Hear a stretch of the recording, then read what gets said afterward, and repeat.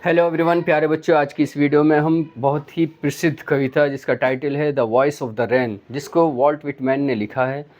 इस वीडियो में हम इस पोएम का line by line Hindi translation करेंगे, एक्सप्लेनेशन होगा, साथ ही साथ इसका समरी और जो डिफ़िकल्ट वर्ड्स इस पोएम में यूज़ हुए हैं उनका हम ट्रांसलेशन करेंगे। आप इस वीडियो में शुरू से आखिर तक बने रहेंगे। नोटबुक लेकर बैठें, जो भी पॉइंट आपको अच्छे लगें वो नोट डाउन करते रहें, और जो भी डिफ़िकल्ट वर्ड हों हम उनको बताएंगे, आप उनका मीनिंग लिखते जाएं। तो मैं पढ़ रहा हूँ। पहली जो लाइन है कुछ इस तरह से है, and who are thou said I to the soft falling shower. इसका हिंदी ट्रांसलेशन है, और तुम कौन हो, मैंने धीरे से गिरती हुई वर्षा से पूछा। जो पोएट हैं वो कह रहे हैं कि और तुम कौन हो, मैंने धीरे धीरे गिरती वर्षा से पूछा। एक्सप्लेनेशन है, कवि वर्षा से एक काल्पनिक संवाद कर रहे हैं और उससे उसकी पहचान पूछते हैं। इसके बाद की पंक्तियां हैं, which stands to tell gave me an answer as their translated। Hindi अनुवाद है, ये अजीब बात है, लेकिन उसने मुझे उत्तर दिया जैसा कि यहाँ अनुवादित है, जैसे कि यहाँ ट्रांसलेट होकर लिखा गया है। एक्सप्लेनेशन है, कवि कहता है कि आश्चर्य की बात है कि बारिश ने सच में जवाब दे दिया जो उन्होंने सवाल किया था कि तुम कौन हो, और अब वह उस उत्तर का अनुवाद प्रस्तुत करता है। जो ये अब आगे की पंक्तियाँ आ रही हैं वो कवि द्वारा पूछे गए प्रश्न का उत्तर है। I am the poem of the earth said the voice of the rain. I am the poem of earth said the voice of the rain. Translation है, मैं धरती की कविता हूँ, वर्षा की आवाज़ ने कहा। एक्सप्लेनेशन है, वर्षा खुद को धरती की सुंदर और प्राकृतिक अभिव्यक्ति यानी कविता कहती है। इसके बाद की पंक्तियाँ कुछ इस तरह से हैं, eternal I rise impalpable out of the land and the bottomless sea. Hindi अनुवाद कुछ इस तरह से है कि मैं अनंत काल से भूमि और अथाह समुद्र से अदृश्य रूप में उठती हूँ। ट्रांसलेशन क्या है, मैं अनंत काल से भूमि और अथाह समुद्र से अदृश्य रूप में उठती हूँ।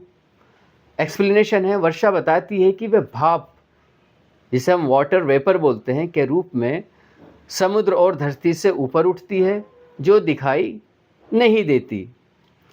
उसके बाद की पंक्तियाँ कुछ इस तरह से हैं, upward to heaven wanes vaguely formed all together change and yet the same. Hindi अनुवाद है कि स्वर्ग अर्थात आकाश की ओर ऊपर जाती हूँ, जहाँ मेरा रूप कुछ अस्पष्ट रूप से बदलता है, फिर भी मैं वही रहती हूँ। एक्सप्लेनेशन ये है कि यह वाष्प बादल बन जाती है, रूप बदलता है, पर तत्व वही रहते हैं।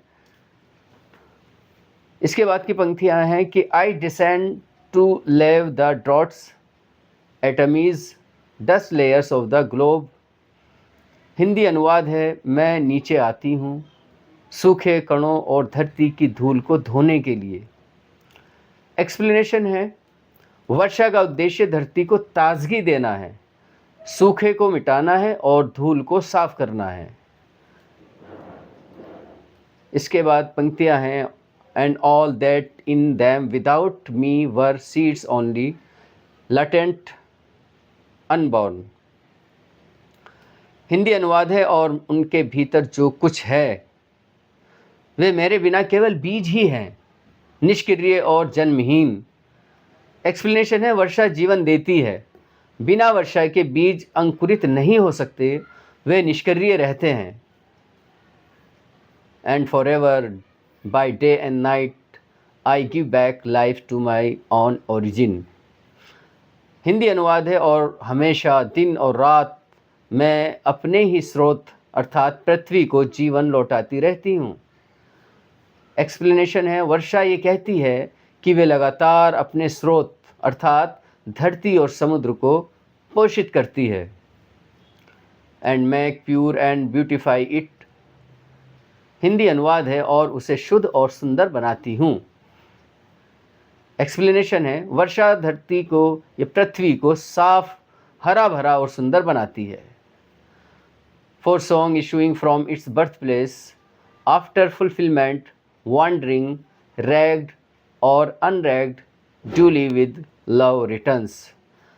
हिंदी अनुवाद है, जैसे गीत अपने जन्म स्थान से निकलकर अपना कार्य पूरा करके भले ही उसकी सराहना हो या ना हो, प्रेम पूर्वक लौटता है। एक्सप्लेनेशन है, यह एक रूपक है, जैसे कविता या गीत रचनाकार से निकलकर दुनिया में घूमता है, वैसे ही वर्षा भी अपने स्रोत को लौटकर जीवन देती है। अब मैं इन पंक्तियों में जो डिफ़िकल्ट वर्ड्स आए हैं एक बार उनको देख लेते हैं। सबसे पहला वर्ड है सॉफ्ट फॉलिंग, अर्थात धीरे गिरने वाली वर्षा के लिए इस्तेमाल हुआ है, जिसे हम ड्रिजलिंग भी बोलते हैं। इसके बाद है एक वर्ड इम्पल्पेबल, जिसका अर्थ होता है अदृश्य, जो दिखाई न दे, छूने में असमर्थ। बॉटमलेस का अर्थ होता है अथाह, गहरा, जिसकी कोई सीमा ना हो। लेव का अर्थ होता है धोना, स्नान कराना। ड्रॉट्स का अर्थ होता है सूखा। एटमीज, छोटे छोटे कण, सूक्ष्म कण। लेटेंट, सुप्त, छिपा हुआ, जो पड़ा हो उसको बोलते हैं। अनबॉर्न, अजन्मा, जिसका जन्म नहीं हुआ हो। फुलफिलमेंट, पूर्ति करना, पूरा करना। रैग्ड, अनरैग्ड, सराहा गया या उसका उल्टा ना सराहा गया। इशूइंग का अर्थ होता है निकलना। अब इसके बाद हम इसके सारांश पर आते हैं, समरी को हिंदी में देखते हैं। वॉल्ट विटमैन की ये कविता the voice of the rain एक काल्पनिक संवाद है, जिसमें कवि वर्षा से उसका परिचय पूछते हैं। वर्षा स्वयं को धरती की कविता कहती है। वे बताती है कि वह समुद्र और धरती से भाप के रूप में ऊपर उठती है, बादलों में बदलती है और फिर वर्षा बनकर धरती पर लौटती है। ये पृथ्वी को जीवन देती है, सूखे को समाप्त करती है, बीजों को अंकुरित करती है और पृथ्वी को सुंदर बनाती है।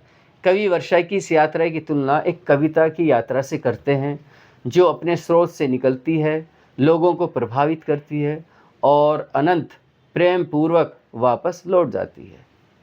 प्यारे बच्चों, अभी हम आपके सामने वॉल्ट विटमैन की बहुत ही फेमस पोएम, जिसका title the voice of the rain है, का लाइन बाय लाइन ट्रांसलेशन कर रहे थे। उसके बाद एक्सप्लेनेशन हुआ, साथ ही साथ हमने इस पोएम की समरी जानी और अंत में डिफ़िकल्ट वर्ड को भी देखा। मुझे उम्मीद है आपको ये पूरी कविता अच्छे से समझ आ गई होगी।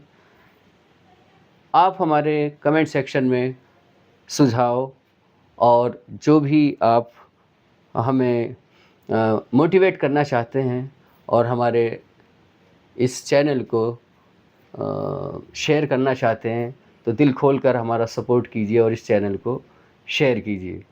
आज की इस वीडियो में इतना ही। Thank you.